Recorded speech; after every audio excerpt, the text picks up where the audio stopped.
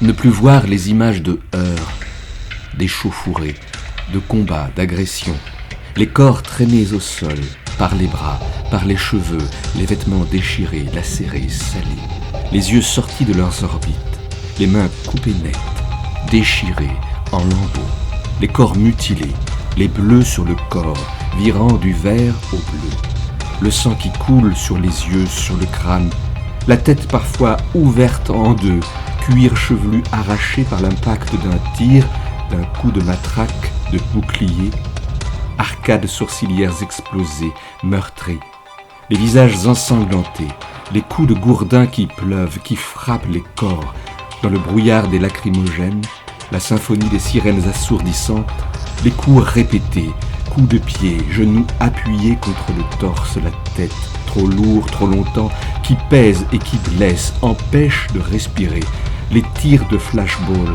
et les gaz en plein visage, dans les yeux, gaz qui coupent la respiration. Tiens, prends ça, tu l'as bien mérité. Tu n'avais qu'à pas être là, à manifester, à t'exprimer, à t'opposer, à filmer, à photographier, à sortir de chez toi, à chercher les coups, à risquer ta peau.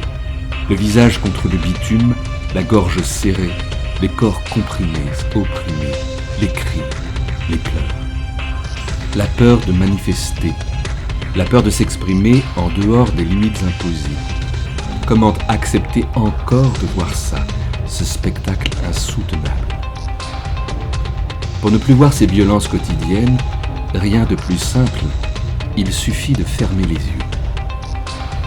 Fermer les yeux sur les dérives, les exactions, fermer les yeux sur la violence gratuite, sur les abus de pouvoir, sur les gestes déplacés, les insultes et les invectives, sur les mots d'ordre et le désordre des mots, sur les incohérences gouvernementales, sur les informations mensongères, sur les injonctions contradictoires.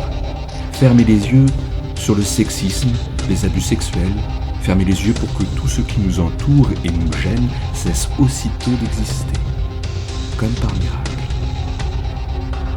Mais cela ne se passe pas comme cela. La magie n'opère pas. Interdire de filmer le visage des policiers et des gendarmes dans l'exercice de leur travail, ce serait les mettre en danger. Les violences policières ne vont pas disparaître parce qu'on ne les montre plus. Les injustices disparaîtront parce qu'on n'en parlera plus, qu'elles ne feront plus la une des journaux, en boucle à la télé et sur les médias sociaux. Interdire de filmer les interventions policières en prétextant protéger gendarmes et policiers, c'est autoriser l'impunité de la police. Empêcher de dénoncer d'éventuelles violences, dérives et accidents. C'est faire croire qu'il suffit de fermer les yeux pour tout résoudre.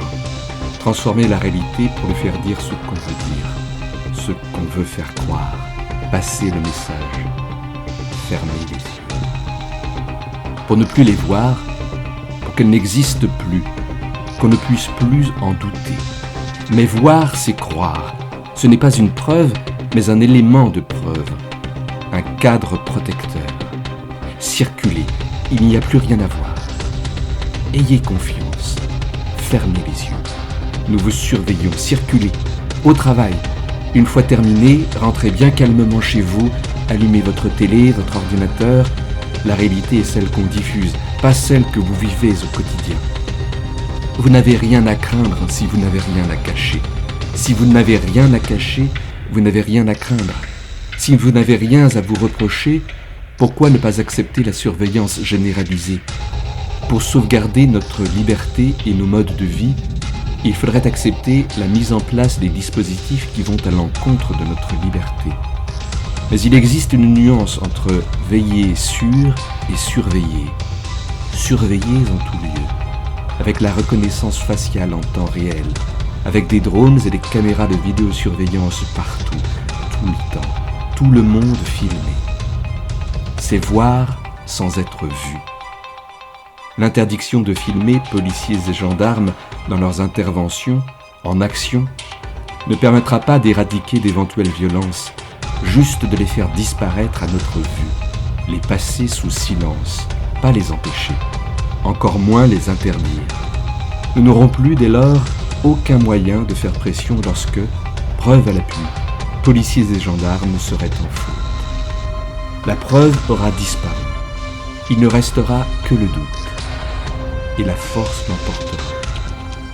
Et nous aurons perdu. Tout perdu. Fermer les yeux, c'est accepter. C'est renoncer. C'est tout le contraire qu'il faut. Il faut ouvrir les yeux pour tenter de voir enfin la vérité en face.